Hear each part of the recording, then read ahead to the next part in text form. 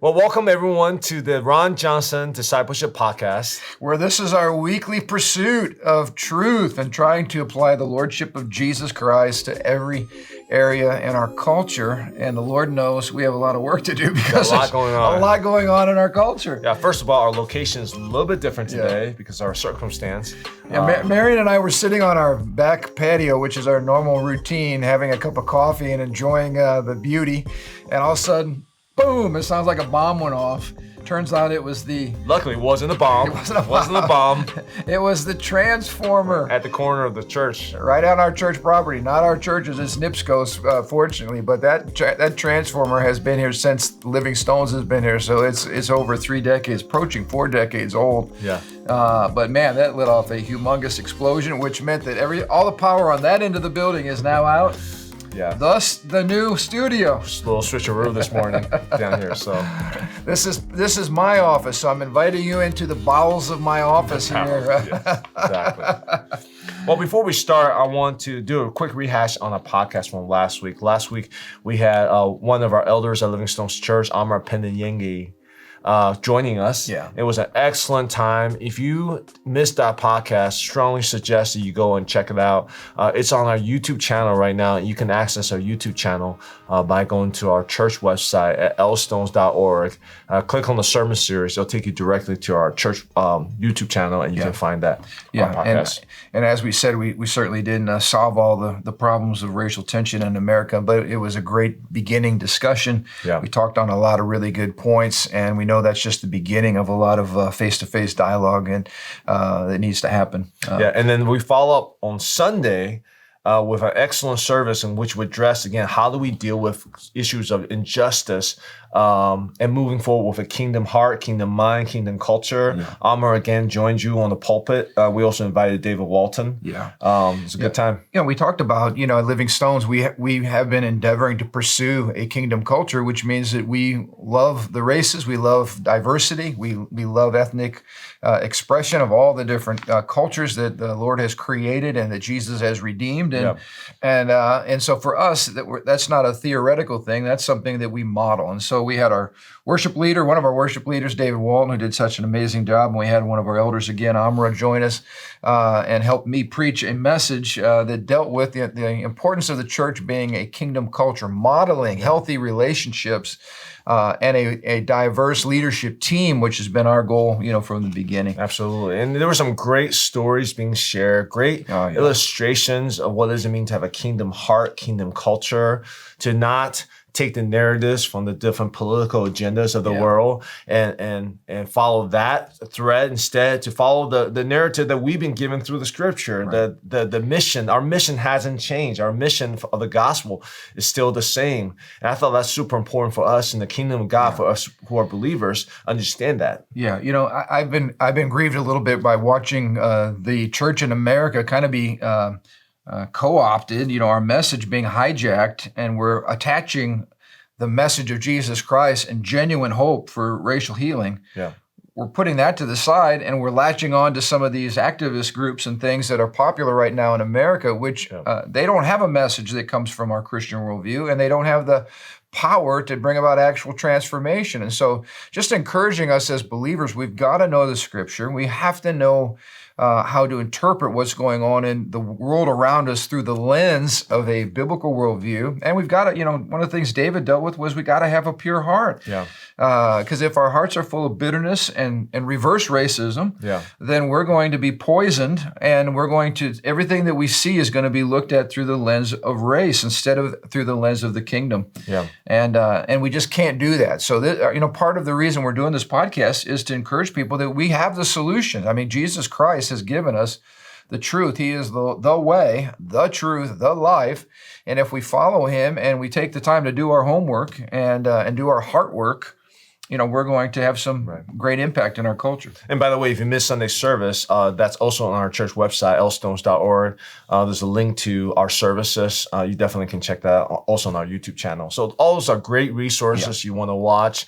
David shares some awesome stories about his dad, who was an African-American police officer but also a godly man. Yeah. And just how he dealt with racism, his heart issues, and just the things he had taught David and the things that David saw growing up, which transformed him and made him the man that he is today. So I thought it was super powerful. So here's an African-American police officer who happens to be someone who loves Jesus and who's making a huge impact in the way he's policing. Yeah. And so that's the difference we tried to make.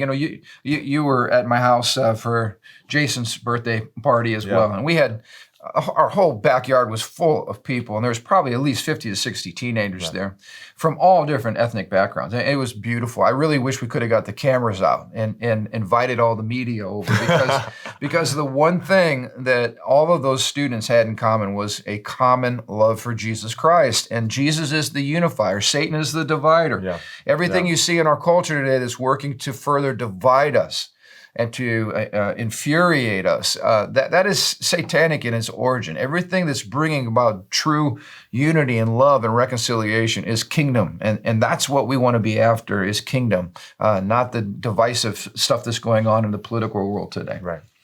So it's interesting. We're talking about a really, really important biblical issue today, but we're trying to connect the dots. All right? We're going to deal with human nature and our view of human nature and how that impacts public policy. What we have both found incredibly interesting is, first of all, we had a terrible tragedy with George Floyd's death. The media latched onto that. And what you saw happening across America was these fires of, first of all, protests, peaceful protests, but almost simultaneously, these protests were co-opted by other groups with other agendas. We had stories of pallets of bricks being delivered in inner cities and alleyways for rioters to grab, to throw through windows. You had this orchestrated effort to burn down our cities, the very places where many of our minorities are living, and the very places where we're trying to address the injustices. This was the place where we're seeing now looting, and we're watching, for instance, minority business owners that are standing out there saying, "What are you doing? Why are you burning down my store?" I mean, it was a tragic thing, but it happened so quickly and it was so well coordinated that you had to begin to wonder, something evil is behind this expression of wanton destruction, all right? It just did not make sense. I think there's a distinction. There's people who genuinely want change. Absolutely. And the protesters who are heartbroken, and we saw black and white and folks coming walking together and all that stuff. Yes, but then it seems like there's these other people who have kind of the opportunists or whatever. They want to come in and they're taking their agenda out, and it just caused more confusion, more chaos. So when you're criticizing one, you're almost criticizing all of them, but you're like, no, I'm not criticizing the protesters. I'm criticizing the people who are breaking and burning stores and homes. And again, it just caused even more chaos, more confusion, and just this is terrible. I mean, the right to peaceful assembly is an inalienable God-given right. It's in our Bill of Rights. It's a precious right that we should hold on to and we should support. Yeah. But we weren't seeing peaceful protesting by and large. We saw it escalate into just wanton chaos.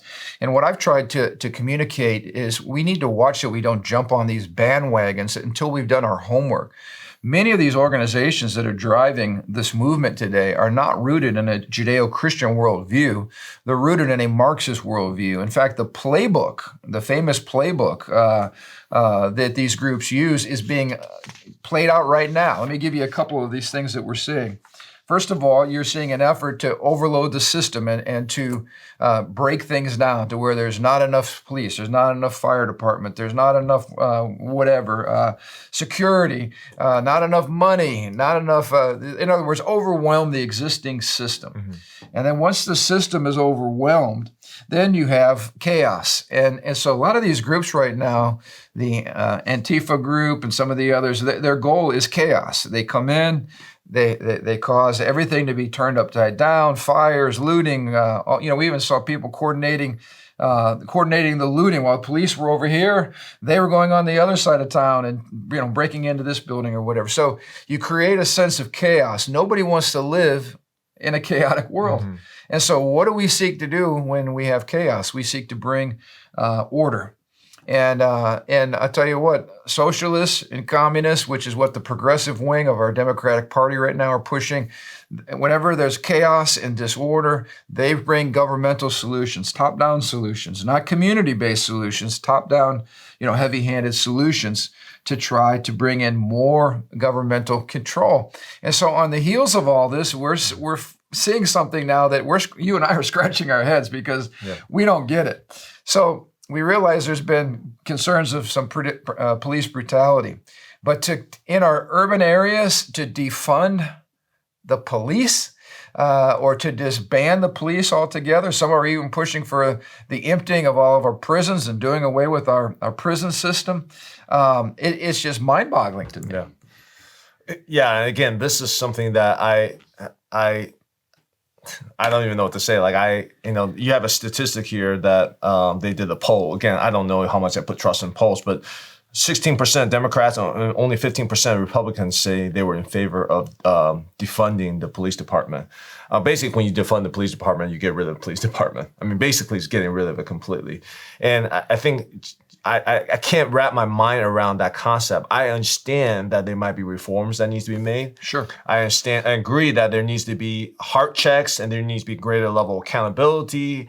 We got to make sure they're mentally healthy, the police officer, the stress they're going under and the trauma they meet every day, but also their own hearts, making sure we got good people in place, not evil people. That if the guy has a bunch of citations that he needs to be kept accountable for, so he doesn't lose and kill somebody, this issue is dealt with very early on. In other words, deal with, in every profession, you got the bad apples. I mean, you were in public education. Sure. I mean, there's teachers that shouldn't be teaching. Sure. They're bad teachers. There's bad examples in every aspect of life. The same thing with the police. The goal isn't you get rid of law enforcement. The goal is you get rid of bad law enforcement and you work towards justice issues. But, I don't know if you saw that video. It touched my heart. The police chief for New York City basically saying, hey, our politicians don't support us. The people here are reviling us and treating us with disrespect. I mean, how would you like to go out in these areas and your job is to enforce law and order and there's no respect, you're getting ambushed. When you're trying to police, the government officials won't let you police.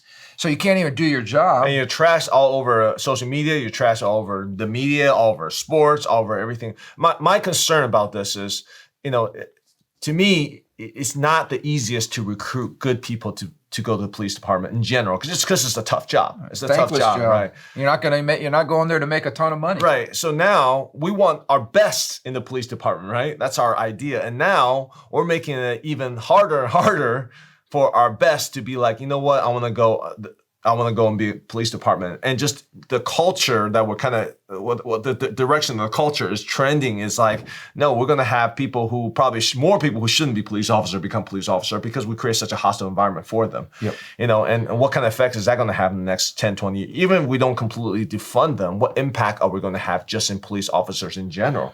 And anger and bitterness doesn't breed well. It just leads to more anger and bitterness, right. Right. So. And so when you look at what's going on in the very places where we need to be helping our urban poor, you're seeing urban businesses and minority business owners having their businesses destroyed. I just read an article about a business up in Minneapolis, and the guy said, our city and our leadership completely turned their back on us. He said, we were here left by ourselves to fend for ourselves while this mob burned down this entire building. And here's the question we need to be asking.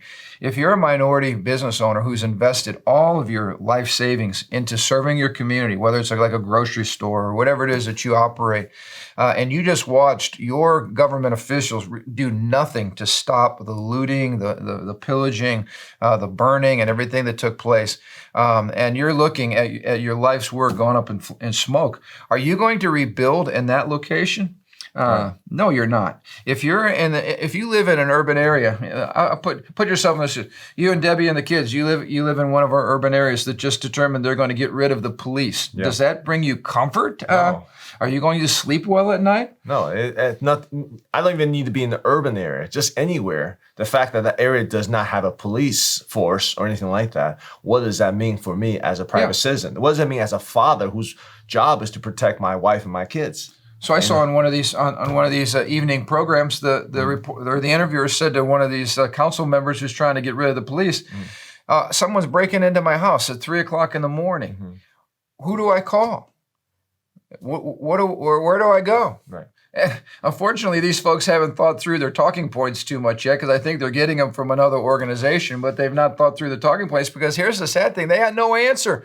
So who's to come to your rescue at 3:00 in the morning? And let me just also add that the agenda of the left is not only to get rid of the police, but to get rid of your Second Amendment rights. And so now they want to take away your guns and take away the people responsible for protecting you. So where is the sense of security? In fact, what we're seeing is they're increasing the level of chaos, I believe intentionally, because there's a power grab and really a desire to fundamentally transform America from a constitutional republic to a socialist or even a communistic kind of system. I just don't understand the end game. I want someone to actually have a rational discussion with me and to say, hey, what does that look like?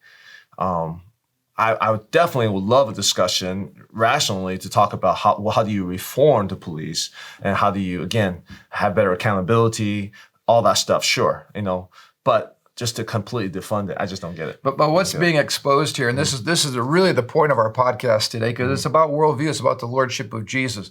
What's really being exposed here is the fundamental question of how do you view human nature? And Andrew, break that down a little bit. So if you're a liberal and you're saying get rid of the police, we're going to hire social workers. All right. So social workers are going to solve all of our problems and tensions, and it's going to keep people from hurting each other. I mean, what's the worldview here that would believe that a social worker could solve the inner city problems of America? I'm not exactly sure what that worldview is. I can't really speak to that because that's not mine. But you and I talked about, the answer we have towards what is wrong with the world, whether the problem is outside of us or is inside of us, has consequences. Yes. The answer to that question has consequences.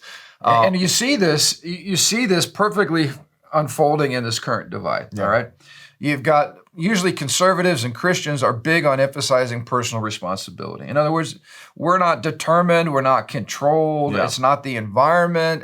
We all make decisions and choices, which is why you can have someone like Ben Carson who's raised in the same environment, poverty, whatever, injustice, call it whatever you want to call it, and who rises to become a world-renowned, surgeon for children. Yeah. And then other people that are blaming everything on the outside, that are calling it systemic racism, that the problems are not with people, the problems are with the system. And these are age-old discussions, but they all come back to an important point, which is this: what is your understanding of human nature, and why is the world so messed up? Yeah, if you can't correctly diagnose the problem, you're not going to be able to have the correct solution. Yeah. It's again, like if you have cancer and you go to your doctor and the doctor tells you it's because you have a headache or because you have the flu, and to give you flu medications, your cancer is not going to get any better, right? Mm-hmm. You need a correct diagnosis of the problem, right? And that's what we're battling right now on this front of in terms of worldview is what is our problem? What is the primary problem of our culture and our civilization today? Yeah. Is it a systemic problem? Is it a problem with systems, or is it a problem of the human heart, which extends itself into systems? It was G.K. Chesterton, who was the witty Brit, who responded to a question that was raised, a big article in the London Times. What is the cause of all the problems in the world? Mm-hmm. And he wrote a letter to the editor that's become famous. He said, Dear London Times, I am sincerely G.K. Chesterton. In other words, he said, what's the cause of all the world's problems? I'm the cause. The problem lies in me. It lies in you. It lies in something fundamentally flawed with human nature. And he correctly identified that. But that's not the liberal view. Well, the Bible obviously teaches about original sin. When Adam and Eve ate from the fruit, sin entered into their hearts and it's passed on to the different generations. Now, again, before I was taught on this biblical worldview, I understood original sin. I grew up with it. I didn't understand what systemic or the problem with society was. That just didn't make sense to me because I don't understand how you can have a bad system, a corrupt system, if you don't have bad people in the first place. But then as I'm studying, I realized there are actually philosophers who has created that narrative and who has created that model, and many people have bought onto that model. University has bought onto that model and used that model to create legislation and programs and government programs and create governments from that system. It's like, something that's so irrational to me, people have taken it not just seriously, they have made it reality. So a lot of these ideas found their roots in the Enlightenment period, the French Revolution, and one of the big theorists of the time was Rousseau, who believed that human beings were good. The problem is this society around us. In fact, one of his most famous quotes is, "Man is born free, and everywhere he is in chains." So the idea is we come out of the womb, we're free. But then it's the wicked institutions. And of course, these people were God haters. So the church was one of those wicked institutions. Right. The families. The family. Yep. Other systems, just government, anything, law enforcement, anything that represented order, morality, those types of things, they hated. Right. And so the whole goal was to throw off all these evil systems. If we could just get rid of the systems, then people would be good, which is really the argument behind getting rid of police. If we just get rid of these oppressive police systems, then everybody would just be good and thrive. We'd have thriving inner cities. I like this quote you have here by Abraham Maslow. Sick people are made by a sick culture. Healthy people are made possible by a healthy culture. Yeah. No, there's a degree of truth to that. I mean, there's an element of truth to that. Your culture absolutely affects you.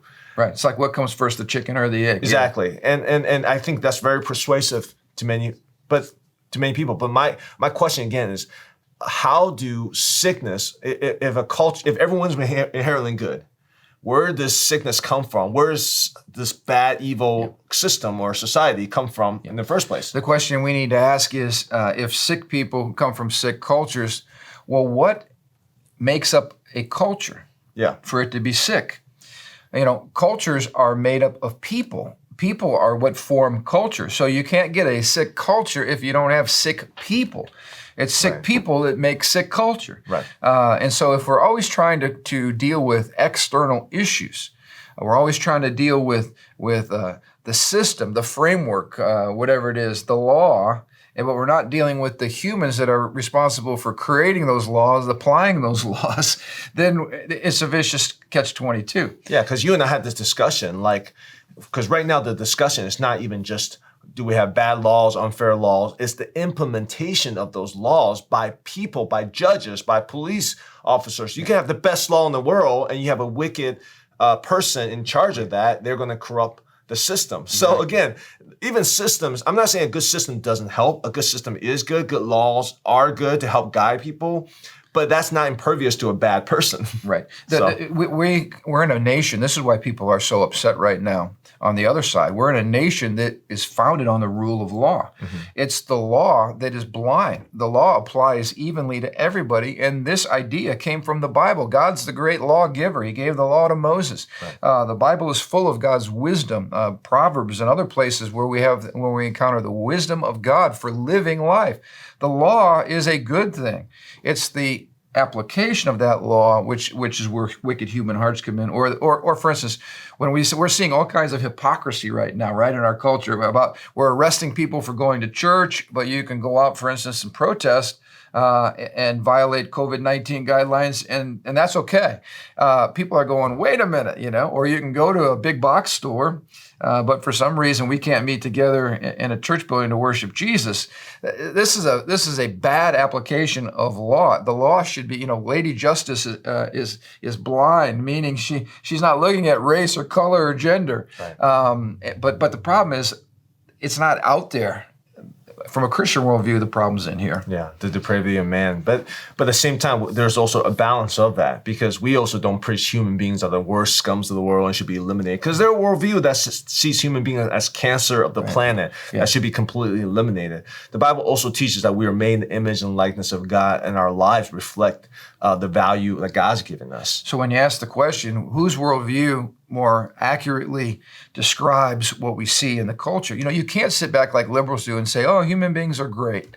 It's the system that's bad. Well, look on the evening news. I mean, if there's any proof of a biblical doctrine to be true. It's the doctrine of total depravity, because there's nothing that the evening news confirms over and over again every single day of the week, other than the fact that human beings are messed up, that the world is full of problems.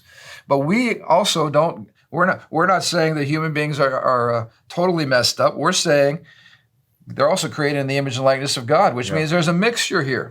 We see good and we see evil. I'll mix it. You and I can have days when we're acting like Jesus, and other days where we're scratching our head going, man, I thought I was beyond that. But that reflects the problem with the human heart, and that problem runs through every single race. So it's not a racial thing.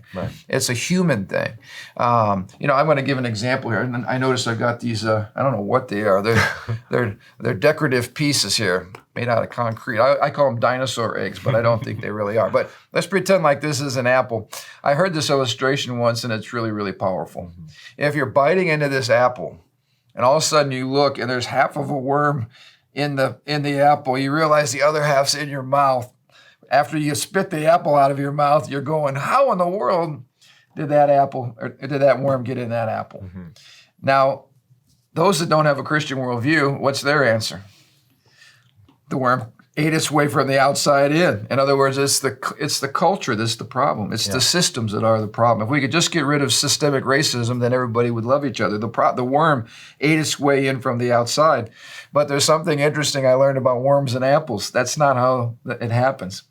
The larva gets laid inside the blossom of the apple. Before the fruits even form, the larva is in the blossom. And then when the fruit actually forms around the larva, and then this tiny little larva that's inside that piece of fruit actually eats its way out of the apple, and then makes its way on with its whatever its developmental process is. But it's a powerful picture. What it says is this: the worm's on the inside. Sin doesn't come at me from the outside in. Sin is in the human heart, and it actually works its way out. And you and I both know there's only one solution to a sin problem. It's not governmental. It's not social workers. It's not psychologists. There's only one solution, and that's Jesus Christ. And designing. So to me, this is not just Christian. This is also it conforms best to our reality. This is a best depiction of what our reality looks like. So if I were to design good laws, I want laws that most apply to reality. So that's why the amazing part about the American Constitution, American government, is a separation of power, check and balances. The idea of check and balances, to not concentrate all your power in one place, is based on the fact that humans are innately depraved, with their sin in our hearts. We know that power corrupts, and absolute power corrupts absolutely. That's happened over and over in history through tyranny, kings, emperors, pharaohs, whatever you want to call it. We've had our black eyes with the church. I mean, when the power was concentrated in the church, you saw a lot of corruption and wickedness in the organized church. And so whether it's a government or whether it's the church or wherever in a business realm, you're exactly right. It's not the environment. It's not. You can even have good laws. But if there's no accountability, no separation of power, then you're going to have abuses of power. And the best system in this case to cater to that ideology or that the worldview that we're depraved is to have great accountability. One of the reasons I believe America is so successful is because we have many accountabilities built in. I just know for myself, even me, like I need accountability. I need accountability from my family, from my wife, from my brothers around me, from my pastor, because without accountability, I'm going to go off the deep end. It's a benefit, it's a strength, it's a tool, it's an asset to have accountability to help us in that. But why is that important to understand in terms of our law and system? Is because it's based on this worldview. So this is why we're scratching our heads, as I think most people are. We're still living in the leftovers of a Judeo-Christian worldview. We still understand. I think most people get the fact that everything's not right with me, but certainly everything's not right with the world. And the purpose of government, one of the legitimate purposes of government in Romans chapter 13, was to punish evil. We know that evil exists. Governments are supposed to protect and promote righteousness and to punish evil. Now here again, boy, this is a whole other discussion we could get into, but how do you define evil? How do you define good government? Yeah. The term good, the term evil, those are moral terms that suggest that there's an absolute standard. And again, if you're coming from a Marxist worldview, which many of these groups are, even the leftist part of our Democratic Party today, godless and have no appreciation at all for the Lord or for the Word of God, how do they go about being legislators when they don't even understand what objective morality or don't even believe in truth? How do you even function in government? And here's the other thing: you get rid of police, you get rid of prisons. Mm-hmm. Next thing you get rid of is courts, because who wants somebody judging you? Or they could be abusing justice in the courts. So now you don't need any of that because there's no such thing as truth. And the question is, how are these people supposed to function in society in a livable way? Well, I'll tell you what's going to happen, and this is one of my major concerns, is when law and justice and legitimate functions. Is there government overreach? Absolutely. Should government be checked? Absolutely. Government should have check and balances. But when you eliminate all that completely, go to the opposite extreme, what you have is chaos. In the midst of chaos, do you know who wins? The person with the biggest club. The person with the biggest gun, the person with the biggest microphone, the biggest Twitter account, the biggest Facebook following, the biggest platform. It doesn't matter what they say is right or not. It's whoever has a might means right. We're going back to the dark ages when the barbarians who had the biggest. I mean, that's really what's happening right now. Like who's silencing different voices is whoever has the most money and the biggest account. So we're fighting something that they're preaching against is, tyranny or might means right and all that stuff. That's what we're going back into. Well, this is a great point. So we're going to rebel against all authority. We're tearing down monuments. We hate the government. We're anarchists. We don't want anybody telling us what to do, right? But you're right. The irony of it is when you create that type of a chaotic environment, somebody's going to step into that void. And usually it's a tyrannical, dictatorial government that oppresses everybody, that robs people of their rights. And again, the left, that's what they're all about, ultimately. All the leftist top-hand big government that control, it's all about control. And that's what I'm saying. Let's not be co-opted by these hidden agendas. We need to be aware of these things. And we need to be, the church is the final barrier to all of our liberties, because every liberty in America stems from a biblical worldview. That's the source of all these ideas. That's where they came from. That's why America is unique. That's why we must be fighting and speaking. We must be like Moses, powerful in speech, powerful in action. And I'll end with a story. We're getting ready to give away a great book for all of our dads on Father's Day. So we want to encourage all the men, especially, come on out on Father's Day, which is coming up here in a couple of weeks. Wow. Crazy. Okay. Anyway, one of the chapters in there dealt with cultural transformation and public engagement. And the author shared something that we have been really encouraging you to do and to be proactive. He said that he got together a group of black men and a group of white men to simply sit down on a regular basis and to start building relationship and dialoguing about these issues. We did that last week, and I told you we need to continue to create a format for that process, because all the white guys were basically accused of being apathetic because, racial injustice wasn't something they had to deal with every day. All the black guys tended to say, hey, we need to do something, pass laws, do something about this racial injustice, but they were dealing out of a spirit of anger. So you had apathy on the one hand, anger on the other hand. And I think that pretty much describes some of the great divide in America today. People that just don't care, it's not my world. And then you got other people, I'm sick of this, something needs to change. So apathy, anger. So what did he do? He said, let's not just have 1 minute. Let's get together on a regular basis. Mm-hmm. And that's what they did. I think they met together either once a month or once a week for the better part of a year. And what he said at the end of that is they developed such a love for those men, each side loving the other back, realizing that the issue was simply that they did not get in each other's world intentionally. They did not have relationships. So they were fighting stereotypes, they were fighting fears, insecurities, abandonment, some of the things that we talk about. And once they got together, though, and started building relationships, then understanding took place, love took place, and then they were able to start building something. And I just want to encourage everybody that's watching, whether it's our own church family or whether you're from somewhere else. We have life groups here. Pastor Andrew oversees our life group ministry.